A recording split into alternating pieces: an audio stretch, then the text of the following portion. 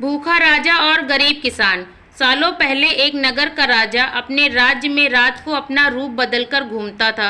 वो रूप बदलने के बाद लोगों से मिलकर अपने यानी राज्य के बारे में जानने की कोशिश करता और उनकी समस्याओं को समझता था। एक रात जब वह नगर घूम कर आया तो अचानक जोर से बारिश होने लगी।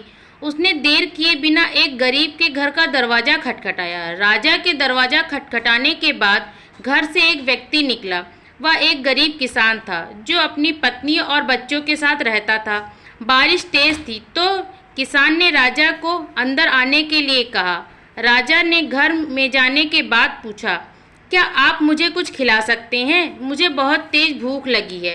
वो गरीब किसान और उसका परिवार 3 दिनों से भूखा था और उसके घर में एक भी दाना अन्न का नहीं था।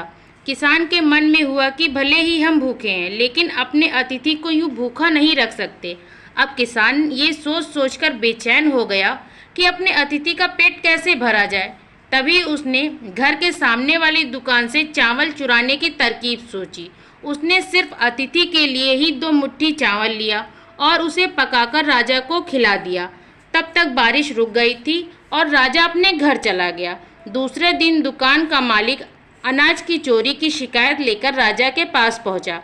राजा ने दुकान के मालिक और उस गरीब किसान को अपनी सभा में प्रस्तुत होने का आदेश दिया। सबसे पहले सभा में पहुंचे किसान ने राजा के सामने जाकर अपनी चोरी का इल्ज़ाम कबूल कर लिया और बीती हुई रात की पूरी बात राजा को बता दी।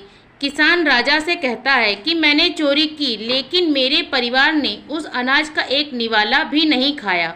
गरीब किसान की बातें सुनकर राजा बहुत दुखी हुआ और उसने किसान को बताया कि अतिथि के रूप में मैं स्वयं तुम्हारे घर आया था। इसके बाद राजा ने सभा में पहुंचे दुकानदार से पूछा कि क्या आपने अपने पड़ोसी को चोरी करते हुए देखा था? दुकानदार ने जवाब दिया कि हाँ, मैंने इसे रात में चोरी करते हुए देखा था। दुकानदार की बात सुनने के बाद राजा कहता है कि इस चोरी के लिए मैं पहले जिम्मेदार हूँ और फिर दूसरा तुम हो, क्योंकि तुमने अपने पड़ोसी को अनाज की चोरी करते हुए देखा मगर कभी उसके भूखे परिवार को नहीं देखा।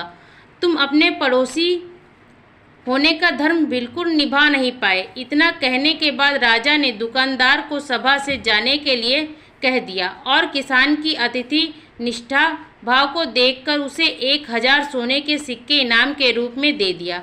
कहानी से सीख, अगर कोई आसपास रहने वाले मुसीबत में है तो हमें उनकी मदद करनी चाहिए। धन्यवाद।